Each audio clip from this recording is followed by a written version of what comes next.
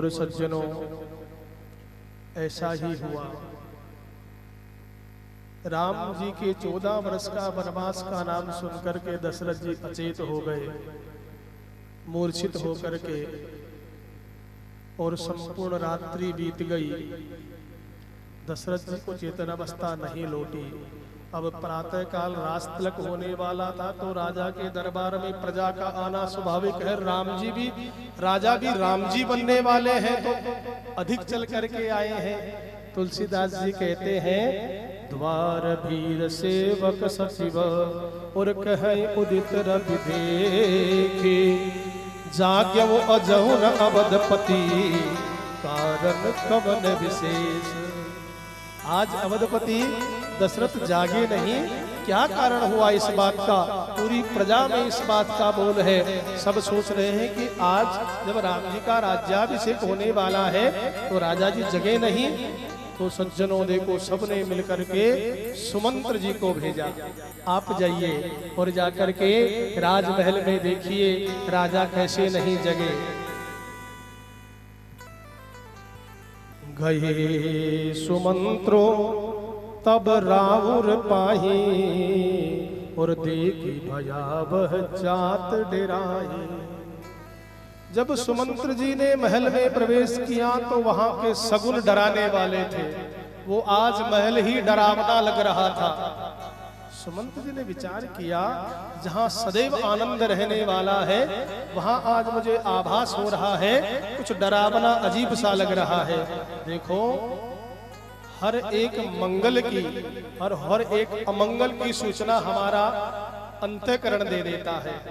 घर में यदि मंगल होने वाला हो तो मन बड़ा प्रसन्न रहता है, और घर में यदि अमंगल होने वाला हो तो मन उदास सा बना होता है।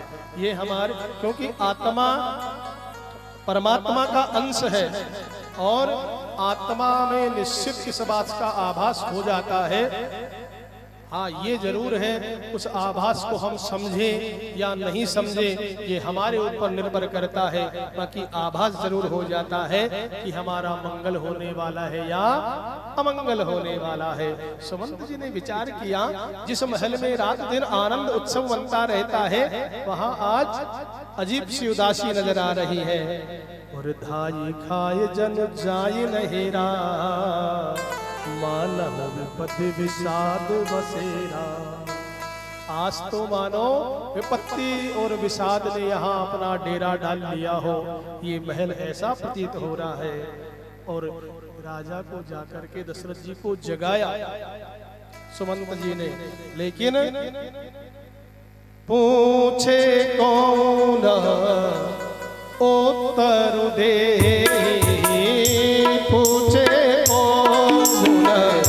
उत्तर दे, गए जे भवन के, गए जे भवन कोई भी दशरथ जी के साथ में कोई भी जो भवन में है वो उत्तर नहीं दे रहा है। कारण क्या है?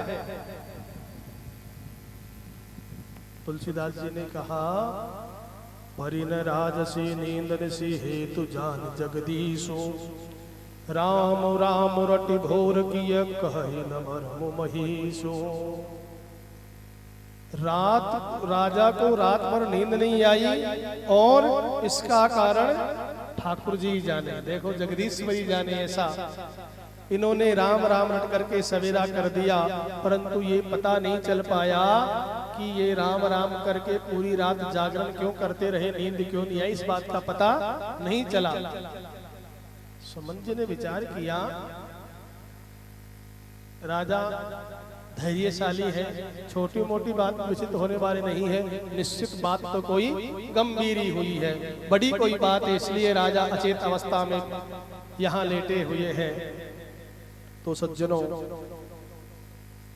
सुमंत्र जी ने उठाया। देखो, सुमंत्र जी जो हैं वैसे धर्म के पिता भी हैं दशरथ जी के।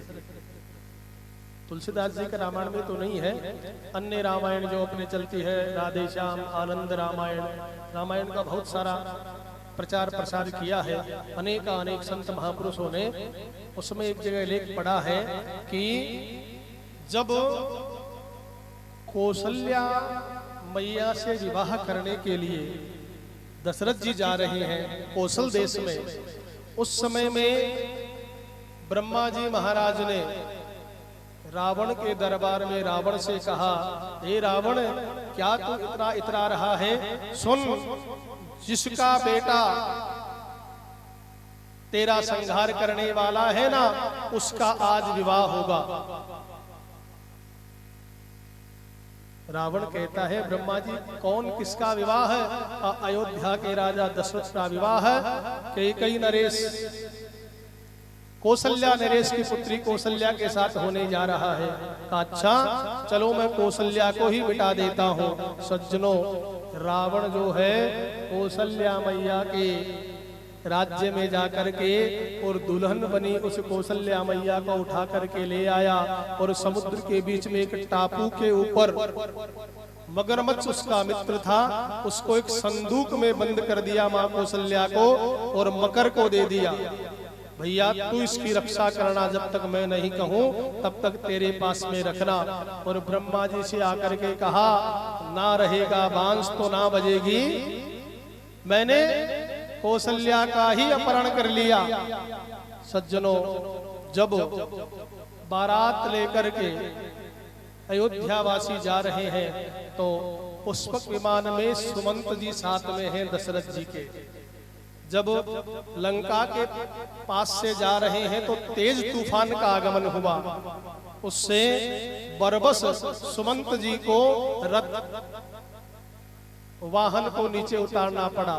और सज्जनों, जब समुद्र के आने उतरे ना तो तेज जो हवाएं चली, तूफान आया, उससे समुद्र के अंदर भी जो है भयंकर उत्पात सा मचा। और उस मकर को तो जो है ना दूसरे मकर ने आकर के ललकार दिया तो वो तो उससे लड़ाई करने चला गया। और संदूक टापू पर रखी थी, जब जल में उथल पुथल हुई तो वो संदूक जल के सहारे बह करके धीरे धीरे वहां पहुंच गई जहां दशरथ जी और सुमंत जी खड़े हैं। सुनना, देखो कैसे विवाह हो रहा है। अब दशरथ जी की नजर पड़ी उस संदूक पर, तो सुमंत जी से कहते हैं, सुमंत जी देखो जरा ये संदूक में क्या है। तो सज्जनों, जब संदूक खोली गई तो उसमें मां कौशल्या को बाहर निकाला जो अचेतन अवस्था में थी। सुमंत जी ने जल का छींटा लगा करके चेतन अवस्था में लौटे और उससे पूरा पूछा, देवी आप कहाँ की है? सुमंत जी जान गए, आप कौशल्या है ना? कहा हाँ। सज्जनों, समय बीत ज्यादा हो गया था, उस समय का ज्योतिष भी बड़ा तगड़ा था। दशरथ जी कहते हैं, सुमंत जी जरा देखो इस समय लग्न कौन सा चल रहा है। तो तारा मंडल को देख करके सुमंत ने लग्न देखा, ताराजन इसी समय पाणी ग्रहण संस्कार का लग्न है, पर करें क्या? कन्यादान करने वाला भी तो होना चाहिए। दशरथ जी कहते हैं, आपसे बड़ा कौन आने वाला है?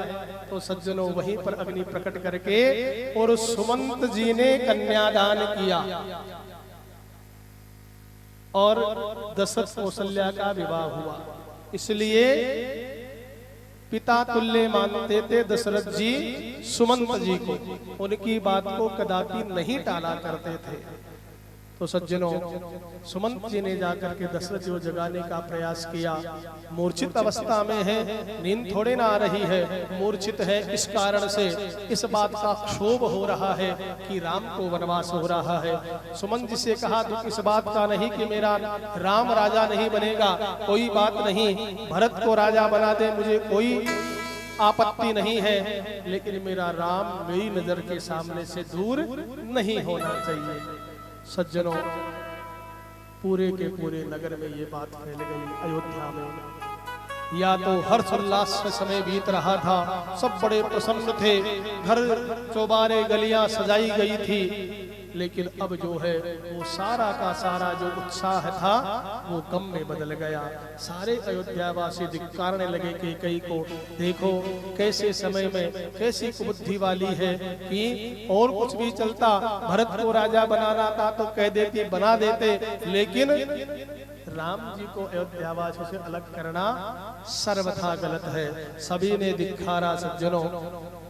और इस बात का पता जब राम जी को चला, बात पहुंचते पहुंचते राम जी तक पहुंची, राम जी ने एक बार भी ये नहीं सोचा कि जो आज राजा बनने वाले हैं उनको राजा नहीं बन करके तपसी वेश में जंगल में जाना है। ये राम जी का धैर्य है, ये राम जी का त्याग है। और धैर्य में ही परमात्मा निवास करते हैं। जिसमें जितना धैर्य है उसमें उतने ही अधिक कृपा ठाकुर की होती है, और इसमें धैर्य कम है उस पर ठाकुर जी कृपा कम करते हैं। तो राम जी का धैर्य देखने लायक है। आप विचार करो, जिनको राजा बनना है और राजा बनने वाले को ये कह दिया जाए कि राजा बनना तेरा नहीं होगा, तुझे तो अब तपसी वेश बना करके जंगल में जाना होगा। सोचो राम जी की जगह कोई दूसरा हो तो ऐसा करे क्या? कदापि नहीं। तो राम जी ये शिक्षा देते हैं कि भैया उदयति सविता ताम्रः ताम्रः एवास्तमेति च संपत्तौ च विपत्तौ च महता में रूपकता। सज्जनों की जो महान व्यक्ति है, उदयति सविता ताम्रः, सूर्य भगवान तांबे के समान वर्ण लेकर के उदय होते हैं और अस्त भी तांबे के समान वर्ण में ही होते हैं। सुनना, उनका जो स्वरूप है उदय होने का और अस्त होने का एक जैसा है।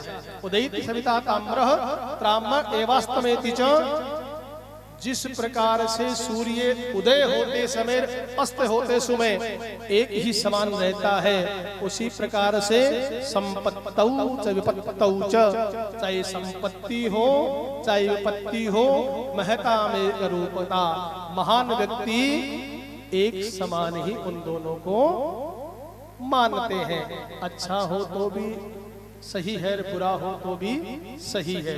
ये महानता की पहचान है। इसलिए राम जी का धैर्य, उनका त्याग देखने लायक है। एक किंचित मात्र लेस मात्र मन में ये नहीं हुआ कि मुझे जंगल में जाना है। सज्जनों, पिताजी क्या वचन है और माँ कैकेयी का आदेश है, तो मुझे कहीं कोई दिक्कत नहीं, मैं 14 वर्ष पर्यंत जंगल में ही जाऊंगा। और सज्जनों, राम जी ने तय कर लिया। तो देखो त्याग उस समय का। माँ सीता को पता चला, जब माँ सीता को पता चला कि राम जी को 14 वर्ष का वनवास हो गया, तो माँ सीता भी जो है आज्ञा पाने के लिए कौशल्या मैया के पास में आ गई कि माते, यदि आपकी आज्ञा हो जाए तो मैं भी पति के साथ में चली जाऊंगी। कौशल्या मैया ने अनेक बातें कही कि यहाँ गुरु माता पिता की सेवा में आपको रहना चाहिए। माँ सीता कहती है, बात तो आपकी माता श्री सत्य है, लेकिन बिना पति के रह पाना संभव नहीं होगा, और मैं इनकी सेवा फिर जंगल में कौन करेगा। इसलिए इनकी अर्धांगनी होने के नाते इनकी सेविका, इनकी दासी बनकर के जंगल में साथ जाऊंगी और इनकी सेवा 14 वर्ष पर्यंत मैं करूंगी। और भ्रातृत्व प्रेम का नजारा देखिए। लक्ष्मण जी को पता चला ना उस समय, लखन जी दौड़ करके गए, सबसे पहले राम जी से आज्ञा ली है कि भैया जंगल में आप अकेले नहीं जाएंगे, मैं भी आपके साथ चलूंगा। और सबसे पहले सुमित्रा मैया के पास में गए। लक्ष्मण जी ने नहीं कहा कि राम के साथ जाना है मुझे, नहीं, सुमित्रा मैया ने कहा लक्ष्मण के कि लखन, तेरा दायित्व बनता है कि तू अपने बड़े भाई राम के साथ में जंगल में जा और 14 वर्ष पर्यंत सेवा करना इनकी, पिता तुल्य मान करके। सज्जनों, ऐसा त्याग था। और मैं तो ये कहता हूँ कि उस समय भरत जी और शत्रुघ्न जी नहीं थे जब वनवास हुआ, नहीं तो भरत शत्रुघ्न भी उनके साथ भी जंगल में निश्चित चले जाते। वो ननिहाल गए हुए थे, उन्हें पता ही नहीं है कि इधर अयोध्या में क्या हो रहा है। ऐसा भ्रातृत्व प्रेम था। और तीनों तैयार हैं जंगल में जाने के लिए। अब जब जाने की तैयारी हुई तो पता चला कि तपसी वेश बनाना है, और तपसी वेश में तो वस्त्र इत्यादि जो राजशाही ठाट है उनको छोड़ना होगा। तो सज्जनों, राम जी ने तपसी वेश बनाया, लखन जी ने तपसी वेश बनाया है, और मां सीता भी उनके साथ में जाने को तैयार है। सज्जनों, माताओं को प्रणाम करते हैं। अब ना तो कोई कर नहीं पाते कि राम जी कहते हैं पिता की आज्ञा पालन करने के लिए जंगल में जा रहा हूँ, वनवास क्यों जा रहा हूँ, मेरे पिता का वचन बना रहे, रघुवंश की मर्यादा स्थापित रहे, रघुवंशियों ने जो कह दिया वो होगा, ये इतिहास आगे गवाह बने। नहीं तो इतिहास ये कहेगा कि दशरथ जी ने वचन दे दिया था, रघुवंश में रहने वाले हैं, लेकिन फिर भी उनके पुत्र ने उनकी बात को सर्वथा व्यर्थ कर दिया। इसलिए रघुकुल की आन बान और शान बनी रहे, इसलिए मुझे वनवास में जाना ही होगा। सज्जनों, माँ कौशल्या ने बहुत समझाया, राम बेटा तू चला जा, कोई बात नहीं है, लेकिन सीता लखन को यहाँ छोड़ दे। सज्जनों, राम जी कहते हैं मैया मैंने थोड़ी ना कहा इनको साथ चलने को, इनकी मर्जी है, और मैं तो अब भी कहता हूँ कि आप इनको यहीं रखो। सज्जनों, फिर देखिए सुमित्रा मैया को प्रणाम किया है। सुमित्रा ने कहा, राम ये तेरा पुत्र समान छोटा भाई है, तेरी सेवा में भेज रही हूँ। सुनना, इसके माता पिता आप दोनों ही हैं। सीता मैया को माँ बना दिया और राम जी को पिता बना करके लखन जी को सुमित्रा ने वनवास में साथ भेजा। विचार करो, बड़े भाई और भौजाई उन दोनों को माता पिता बना करके उनकी सेवा में अपने पुत्र को भेज रही है, और लखन को कह रही है, लखन राम जी की सेवा और भाभी माँ की सेवा निश्चल भाव से, निस्वार्थ भाव से, समर्पण भाव से करना। सज्जनों, सुमित्रा मैया के पास में कैकेयी मैया के पास में पधारे। कैकेयी मैया से भी आशीर्वाद लिया। मैया आपने जो वरदान मांगे और पिताश्री ने आपको दिए, उनको निभाने के लिए वनवास जा रहे हैं। देखो, वात्सल्य तो कैकेयी मैया का भी उमड़ आया, लेकिन बुद्धि विकृत थी। इसलिए मैया को नमन करके फिर दशरथ जी के पास में गए प्रणाम करने के लिए। राम, दशरथ जी को इतना प्रेम था राम जी से कि राम जी की पदचाप सुन करके दशरथ जी को आभास हो जाता था कि मेरा पुत्र राम आ रहा है। सोचिए कैसा प्रेम था। जब राम जी के पदचाप हुई ना महल में, दशरथ जी की आंखें खुल गई, राम राम राम करने लगे। राम जी को गले से लगाया, अश्रु प्रवाह होने लगे, गदगद वाणी हो गई। कहा, पुत्र मेरा वचन भले निभे ना निभे, तू ना कर दे, तुझे वनवास में नहीं जाना है, मेरे वचन कोई मायने न रखते, तू उस बात की चिंता मत करे, पुत्र ना कर दे, पुत्र ना कर दे वनवास जाने के लिए। राम जी कहते हैं, पिताजी कैसी बातें करते हो, हमारे सूर्य वंश का, हमारे रघुकुल का नाम कई पीढ़ियों से चला आ रहा है, उस नाम को थोड़े से काम के लिए कलंक थोड़े ना लगा ले देंगे। आपकी बात कभी गलत नहीं होगी। और फिर 14 वर्ष की तो बात है, ये राम फिर आपकी सेवा में चला आएगा। दशरथ जी कहते हैं, राम पता नहीं 14 वर्ष बाद यहाँ तो राम के बिना 14 पल जी पाना संभव नहीं हो रहा। 14 वर्ष किस बात के। सज्जनों, बहुत समझाया दशरथ जी ने राम जी को, लेकिन राम जी ने कहा नहीं पिताजी, वनवास तो जाना ही होगा। जब राम जी प्रणाम करके चलने लगे तो सुमंत जी को बुलाया, इधर आओ। राम अभी बचपन में है, इसे पता नहीं है, इसलिए तुम ऐसा करो, इसने जिद कर ली है जब वनवास जाने की, तो तुम रथ में बिठाओ, कुछ जंगल में घुमा करके वापस ले आना समझा करके, नहीं तो हिंसक जीव रहते हैं, ऐसे वन में राम कैसे सुकोमल। राम जी जंगल में कैसे उत्कंटक तक पर चल पाएंगे, इसलिए सुमंत जी कृपा करके वापस ले आना। और सज्जनों, राम जी की तपसी वेश बना करके लखन जी के साथ में, मां सीता के साथ में अयोध्यावासी, सुमंत जी ने रथ में बिठाया तो अयोध्यावासी सामने खड़े हो गए। राम जी नहीं जाना। राम जी ने कहा, देखो बात ऐसी है, पिताजी की आज्ञा का पालन करना हर पुत्र का धर्म होता है।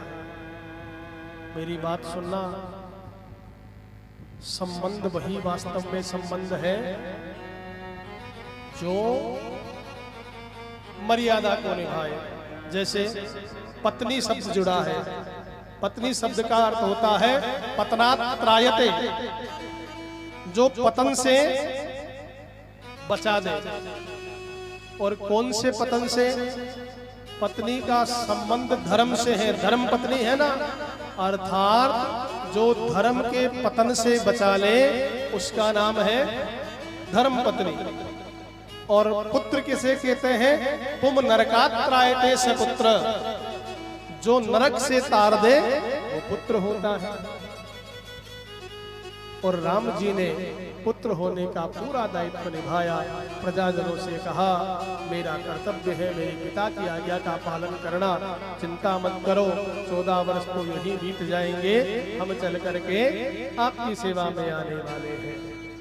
सज्जनों, प्रजाजनों ने खूब मना किया, लेकिन राम जी उनकी बात को नहीं माने और सुमंत से कहा, सुमंत जी रथ को आगे बढ़ाओ, नहीं तो हमें ये आगे बढ़ने नहीं देंगे प्रजाजन, और इनका स्नेह देख करके बरबस हमें यही रुकना पड़ेगा। ऐसा प्रेम सभी का था। बोले राजा रामचंद्र भगवान की।